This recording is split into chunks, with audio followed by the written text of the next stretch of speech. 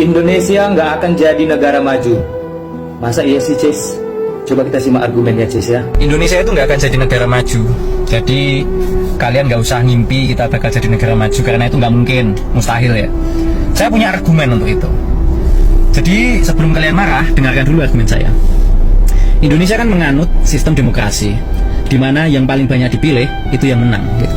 Oke. Nah, yang jadi masalah adalah apa alasan masyarakat dalam memilih seseorang? Apakah karena kecerdasannya?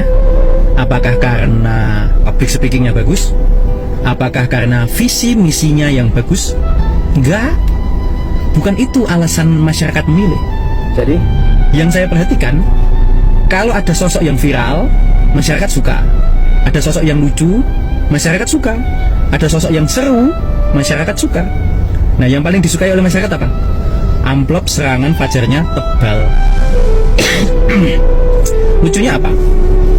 Sudah menerima amplop serangan fajar dan dipilih, rakyat masih mengharapkan bahwa orang yang ngasih serangan fajar itu tadi akan amanah.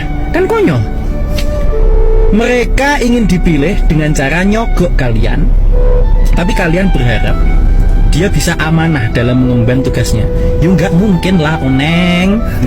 Kalau mereka nyogok kalian supaya kalian nyoblos mereka, sudah pasti motivasinya jelek. Paham gak sih? Nah, ini nggak dipahami oleh banyak masyarakat. Karena apa? Karena kita itu literasi politiknya kurang, kosong, ya kan? Akhirnya kita milih asal-asalan. Viral dipilih, lucu dipilih, ya kan? ya. Bukan karena alasan yang mengenai kemampuan dalam menyelesaikan masalah, kecerdasan umumnya, atau mungkin public speakingnya, atau visi misinya. Enggak. Kita itu memilih berdasarkan hal-hal yang kurang penting.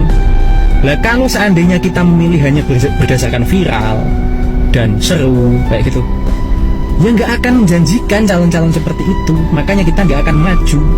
Makanya suara kita nggak terwakilkan.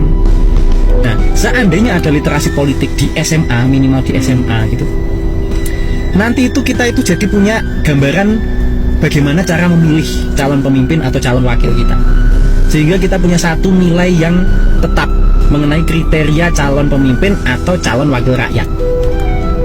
Tapi kita nggak pernah dicerdaskan masalah itu.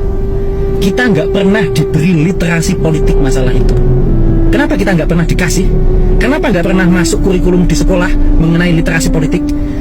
Karena kalau rakyat paham mengenai politik Indonesia, atau diberikan literasi mengenai politik, dan rakyat cerdas mengenai politik, maka orang-orang bodoh yang suka tidur di Senayan nggak akan kepilih lagi. Artinya apa? Kita ini disetting bodoh supaya mudah dikendalikan, supaya amplop serangan fajar itu tetap laku. Nah, kita itu memang disetting miskin. Kita itu memang dipaksa tetap miskin. Kalau kita semua ini kaya, bayangkan aja pendapatan kita itu 100 juta per bulan. Semua rakyat Indonesia punya pendapatan 100 juta per bulan. Maka amplop serangan fajar yang isinya 100 ribu itu gak akan dilirik oleh masyarakat. Gitu. Kita memang disetting bodoh. Jadi nikmatilah, Indonesia gak akan maju. Silahkan dibantah kalau membantah.